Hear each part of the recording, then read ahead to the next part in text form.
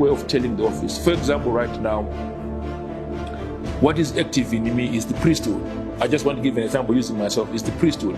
If Mama Guy is to speak to me right now, she must be addressing the priesthood, because I'm in action in terms of the gift that is in me. The prophet in me, which is the priesthood, is in action. If I am at the mind, the Father in me is in action. I'm trying to provide for the church, so the Father in me is in action. But if I try by all means to start to command, to give directions, it means the king in me is now in action, and then I become a husband when I'm trying to communicate in the level of being a husband. You see by my words, you see by my language, you see by my tone, you see by my body language that the husband in me is active. To be able to define those four things, it then means that your communication is sharp, and your communication is at high level, and that alone will make your relationship to go to another level. I don't know if maybe I'm speaking fast, but I believe that this basic understanding defines relationships differently, and it makes people to feel that offices are being appreciated. Now, I want to give an emphasis over the aspect of a king. Let me say this purely: every king is jealous.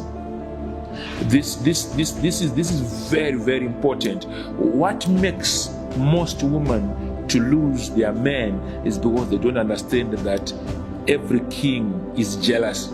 There is no any king who wants to see another king being appreciated, being saluted, being uplifted more than them. So whether the king is rich or poor, the fact remains every king is jealous. So when it comes to a man, the only king that he respects is the King of the Kings. I said this last week, which is the Father himself, the Lord.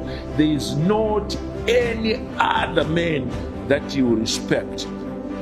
This is very important. So you should understand that your man is the king, and there is not any other king besides him.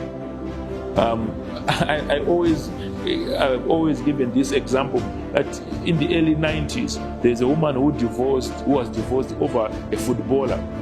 The footballer was Sheikh Mentauro.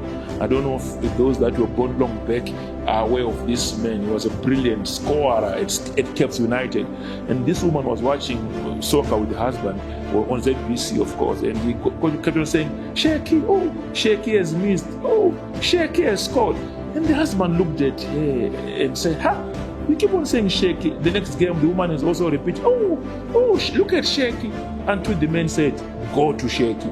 This is how men think. When you speak about another man so highly in a certain tone, they may not tell you, because remember men react differently. You women, when you are angry, you speak it out. Men do internalize.